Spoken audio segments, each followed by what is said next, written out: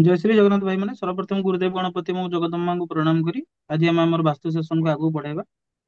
ये गोटे normal session रहिबो। नॉर्मल सेशन इन काहे कोन पे कहूची एटा नॉर्मल सेशन रहिबो बोली ना एटा होची डेली डेली यूज होतवा कथा जोटा को हमें टिके मात्रा रे चेंजेस कले हमर जीवन चलना बहुत भल होई परियो। हमें आज पढ़िबा geopathic stress management of geopathic stress. धर घरर वास्तु କରିବା ପାଇଁ ହେଲେ ପାଞ୍ଚଟା ମେନ୍ ସୂତ୍ର। ସର୍ବପ୍ରଥମ କଣ ନା ଜେଗା। ଭାଇ ତିନିଟା ଜିନିଷ ସଂସାରରେ ସବୁବେଳେ ମନେ ରଖିବ। କୌଣସି ବି କାମ କରିବାରେ ଏ ତିନିଟା ଜିନିଷ ତୁମକୁ ଏତେ ହେଲ୍ପ କରିବ ଯେ ତୁମେ ତମର ବିବେକକୁ ସମ୍ପୂର୍ଣ୍ଣ ଭାବରେ ୟୁଜ କରିକି ତୁମେ ବୁଝିପାରିବ ଯେ କୋଉଟା ଆକ୍ଚୁଆଲି ଠିକ କୋଉଟା ଆକ୍ଚୁଆଲି ଭୁଲ। ଗୋଟେ ଭଲ ଗଛ ବନେଇବା ପାଇଁ ତିନିଟା ଜିନିଷ ଦରକାର। ଗୋଟେ ହେଲା ଉର୍ବର ମୃତ୍ତିକା, ଉନ୍ନତ ବୀଜ, ଅନୁକୂଳ ପରିବେଶ। ଏ ତିନିଟା ଯଦି କୋଉଠି କୋଉଠି ନା କୋଉଠି ଖରାପ ହେଇଥିବ ତାହେଲେ ତୁମେ ଭୁଲିଯାଅ ଯେ ତୁମର ଫସଲ ଭଲ ହବ। ଠିକ ସେମିତି ଗୋଟେ କର୍ମ କରିବା ପାଇଁ କଣ ଦରକାର? ଉ- ଉର୍ବର ମାଟି ମାନେ ତୁମର ମେଣ୍ଟାଲିଟି କର୍ମଟା ପରଫେକ୍ଟ ତମ ପାଖରେ ସେ ପରଫେକ୍ଟ ନଲେଜ ଥିବା ଦରକାର।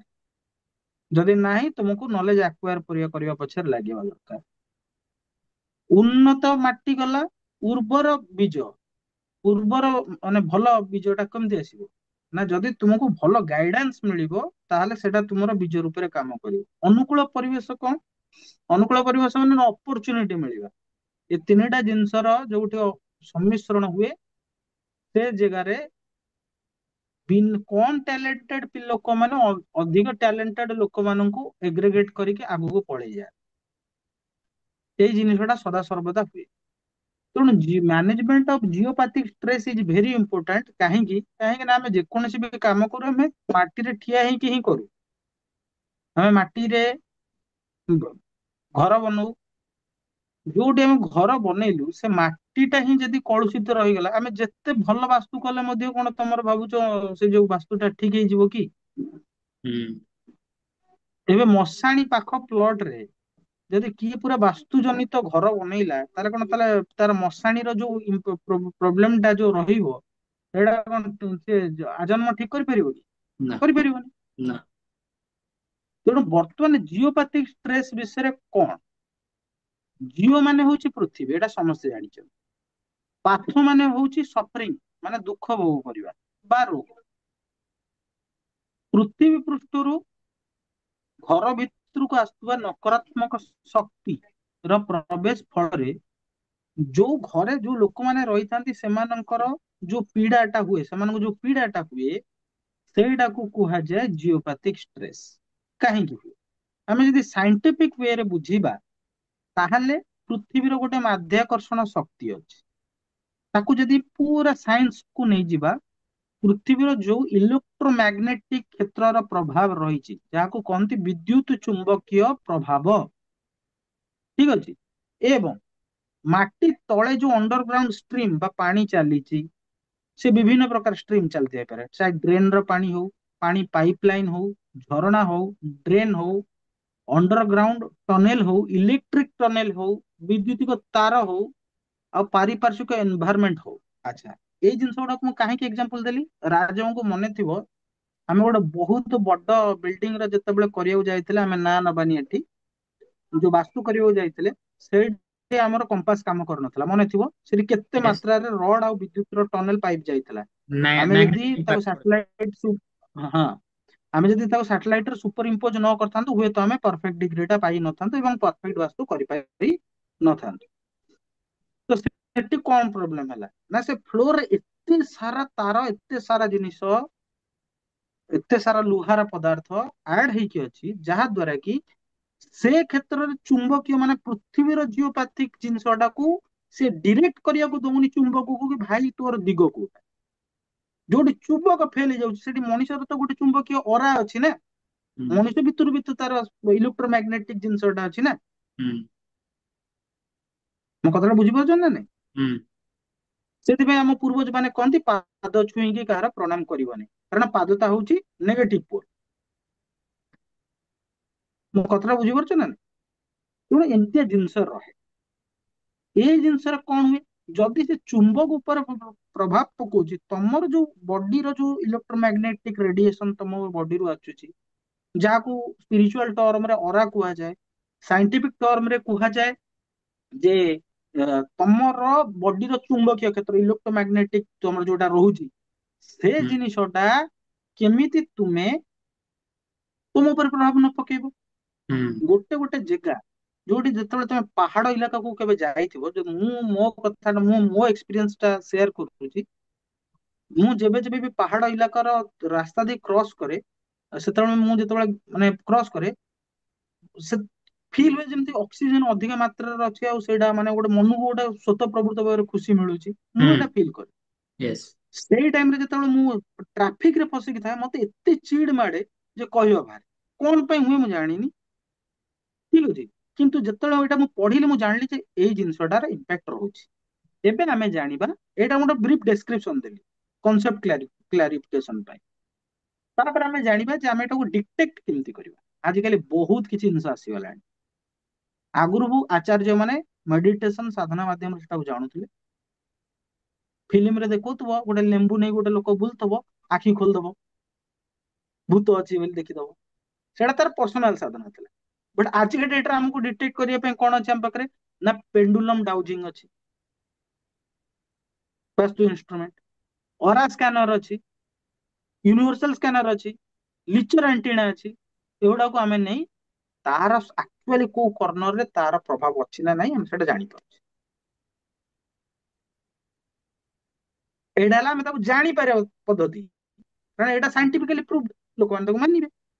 ହୁଁ ଯିଏ ଲେମ୍ବୁ ଧରିକି ସାଧନା କରି ବୁଲୁଥିଲା ତାକୁ କହିବେ ଏ ଭଣ୍ଡ ବାବା। ହୁଁ କଥାଟା ବୁଝ। ହୁଁ ତ ଯେତେବେଳେ ସେ ଘରର ନକାରାତ୍ମକ ଶକ୍ତି ରହେ, ଧର ଲେଟ୍ ସେ କୋଉ ଘରେ ଆ ସବୁବେଳେ ଘର ଜକଉଛି, କୋଉ ଘରେ ବହୁତ ମାତ୍ରାରେ ଉଇ ଉଠୁଛନ୍ତି, କୋଉ ଘରରେ ଆ, ଛାତ କ୍ରାକ୍ ଅଛି, କୋଉ ଘରରେ ମହାଦ୍ୱାରରେ ପ୍ରୋବ୍ଲେମ ଅଛି, କୋଉ ଘରର କୋଉଠି ଚୌଖାଟରେ ପ୍ରୋବ୍ଲେମ ଅଛି, ମୁଁ ସେଇଟା କହୁନି କି ସବୁ ଠିକ କରିହବ, ମୁଁ ଗୋଟେ ଜଷ୍ଟ ଏକ୍ସାମ୍ପଲ ତରରେ ଦଉଛି। ତାହେଲେ କଣ ହବ, ନା ଯୋଉଠି ଯାହା ହେଇଥିବ ତାର ଇମ୍ପାକ୍ଟ ତମକୁ ବାସ୍ତୁରେ ପଡିବ, କାରଣ ତମେ ସେ ଘରେ ରହୁଛ। ଠିକ ତମର ବାସ୍ତୁ ଇମ୍ପାକ୍ଟ କେବେ ପଡିବ, ନା ତମେ ଯୋଉ ଦିନଠୁ ସେ ଘରେ ରହିଲ ତାର ଗୋଟେ ବର୍ଷ ଯଦି ସେ ଘରେ କଣ୍ଟିନ୍ୟୁସଲି ରହିଗଲା, ତମକୁ ସେ ବାସ୍ତୁ ଇମ୍ପାକ୍ଟ କରିବ ହିଁ କରିବ। ସେଥିରେ କୌଣସି ସନ୍ଦେହର ଅବକାଶ ନାହିଁ, ଚାहे ସେ ତମର ଭଡା ଘର ହଉ, ଚାहे ତମେ ଯୋଉଠି ରହୁଛ ରୁହ। ମୋ କଥାଟା ବୁଝିପାରିଲ ତ? ହୁଁ ବର୍ତ୍ତମାନ ଆମେ ଜାଣିବା ୟାକୁ ନିରାକରଣ କେମିତି କରିବା, ଆମେ ଆ ସହିତ ଲଢିବା କେମିତି।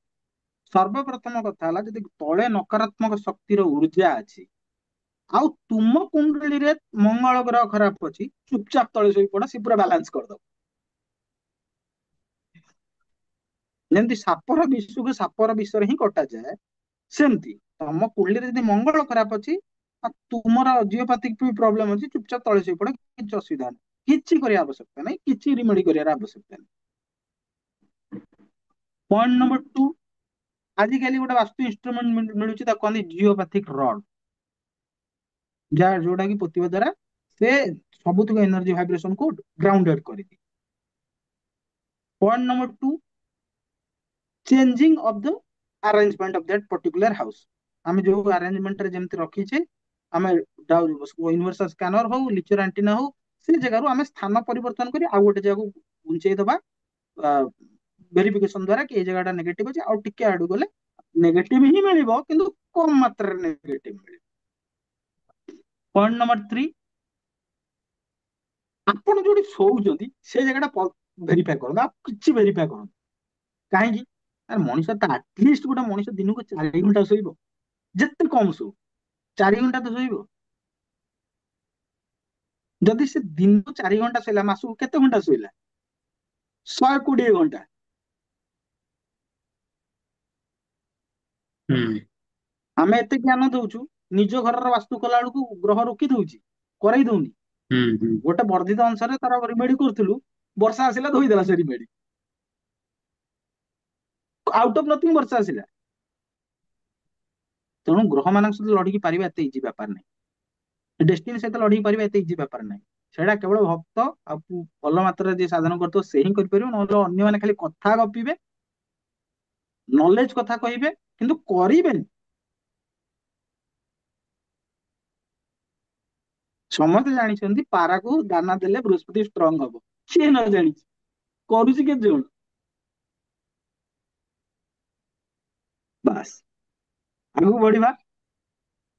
ଯଦି ତମର ଜିଓପାଥିକ ରଡ ନାହିଁ, ସାର୍ ଆମ ପାଖରେ ଜିଓପାଥିକ ରଡ ନାହିଁ, ଆମ ପାଖରେ ୟୁନିଭର୍ସାଲ ସ୍କାନର ନାହିଁ, ଆମେ ଏତେ 50,000 60,000 ଖର୍ଚ୍ଚ କରିପାରିବୁ ନାହିଁ, ତମ ଘରେ କିଛି ନଥିଲେ 5 ଟଙ୍କାର ସମୁଦ୍ରିକ ଲୁଣ, ଗୋଡି ଲୁଣ ତ ମିଳିବ, ତାକୁ ଆଣି ଯୋଉଠି ଶୋଉଛ ସେଇଠି ରଖ, ଠିକ 10 ରୁ 15 ଦିନ ଭିତରେ ସେ ଲୁଣ ବଦଳେଇକି ପାଣିରେ ଫୋପାଡ଼ି ଦିଅ। ଏତିକି ତ କରିପାରିବ? କାରଣ ଲୁଣ ଯେତିକି ଜିଓପାଥିକ ଷ୍ଟ୍ରେସ୍ ଅଛି ତାକୁ ଆକ୍ୟୁର କରିନି। ଆଗରୁ କଣ ହଉଥିଲା ନା, ଗୋରୁ କୁଣ୍ଡ ପାଖରେ ସବୁବେଳେ ଘରେ ଲୁଣ ରହୁଥିଲା, ଗୋଡି ଲୁଣ, ସେଇ ଲୁଣରୁ ମୁଠାଏ ଆଣନ୍ତି, ଗୋରୁ କୁଣ୍ଡରେ ପକେଇ ଦିଅନ୍ତି। ସେଥିରେ କଣ ହଉଥିଲା ନା, ଗୋରୁ ଯୋଉଠି ରହିଲେ ସେଟା ପବିତ୍ର ହେଲା, ଏବଂ ଜିଓପାଥିକ ରଡ ର ଯୋଉ ଜିଓପାଥିକ ଷ୍ଟ୍ରେସ୍ ଟା ସେ ସେଇଠୁ ଘରର ଅବଦମିତ କରିକି ରଖିଦଉଥିଲା। ସେ ସଂସ୍କାର ବୁଡିଗଲା, ଘରେ ଘରେ ଗାଈ ରଖିଲାନି, ଓମଫେଡ ସିଷ୍ଟମ ଆସିଗଲା, ସମସ୍ତେ ପାକେଟ କ୍ଷୀର ପିଇଲେ। ମୁଁ ସେଟାକୁ ବି ନିନ୍ଦୁନି, ସମୟର ଡାକ, ଯାହା ହଉଛି ହଉ। କିନ୍ତୁ ପୁରାତନ ସଂସ୍କୃତି କେତେ ମଜବୁତ ଥିଲା, ସେଇଟା ମୁଁ କହୁଛି। ତେଣୁ ଏଇ ସବୁ ଜିନିଷ ଗୁଡାକ ବ୍ୟବହାର କରିବା ଦ୍ଵାରା ଆପଣ ମାନେ ଜିଓପାଥିକ ଷ୍ଟ୍ରେସ୍ କୁ ନେଗେଟାଇଭ କରିପାରିବେ। ନେଗେଟାଇଭ ମାନେ ଇନ ଦ୍ୟାଟ କଣ୍ଟେକ୍ସଟ ତାକୁ ପୁରା ବିଲୋ ଜିରୋକୁ ଆଣିପାରିବେନି, ବଟ ଯୋଉ ମାତ୍ରାରେ ଇମ୍ପାକ୍ଟ କରି ଆପଣ ଥିବ ନା, ଗୋଟେ ଦିନ ଏମିତି ଘରେ ବସିଥିବେ, ମାଇଣ୍ଡ ଟା ହଠାତ୍ ଡାଉନ ହେଇଯିବ। ଆଇ ମୁଁ ପର୍ସନାଲି ଫିଲ୍ କରିଛି, ଗୋଟେ ରୁମ ରେ ମୁଁ ରହିଲି ଏଇ 2 4 ଦିନ ତଳର କଥା, ମାନେ ମନ ପୁରା ଭୟଙ୍କର ରେଟରେ ମୋ ଭଳିଆ ପିଲାର ଡାଉନ ପଡିଲା। ଠିକ ଅଛି, ତ ଯୋଉମାନେ ଜାଣିଛନ୍ତି, ଯୋଉମାନେ ଯୋଉଠି ରହୁଛନ୍ତି, ଯଦି ଏତେ ପଇସା କିଛି ବି ନାହିଁ, 10 ଟଙ୍କାର ଗୋଡି ଲୁଣ କିଣନ୍ତୁ, 15 ଦିନ ପର୍ଯ୍ୟନ୍ତ ଗୋଟେ କାଚର ପାତ୍ରରେ ତାକୁ ବେଡ ପାଖରେ ରଖିଦିଅନ୍ତୁ, ପୁଣି 10 ଦିନ ଗଲେ ପୁଣି 10 ଟଙ୍କାର ଗୋଡି ଲୁଣ କିଣନ୍ତୁ, ତାକୁ 10 ଟଙ୍କା ତ ବହୁତ ଅଧିକା କହିଥିଲେ, 5 ଟଙ୍କାର ଗୋଡି ଲୁଣ କିଣନ୍ତୁ, 5 ଟଙ୍କିଆ ରିମେଡି ଏଟା, ଏତିକି ତ କରିପାରିବେ ତ? ଆରାମ ସେ ଜିଓପାଥିକ ଷ୍ଟ୍ରେସ୍ ଆପଣଙ୍କର ଭଲ ରହିବ। ଏବଂ ମନେ ରଖନ୍ତୁ, କେବଳ ଲୁଣ ଯେ ଜିଓପାଥିକ ଷ୍ଟ୍ରେସ୍ କୁ ଡାଉନ କରେ ସେଟା ନୁହଁ, ଯେତିକି ନେଗେଟିଭ ଧୋଇବେ ଲୁଣ ଟା ପାଣିରେ ହିଁ ବିସର୍ଜିତ। କ୍ଲିୟର?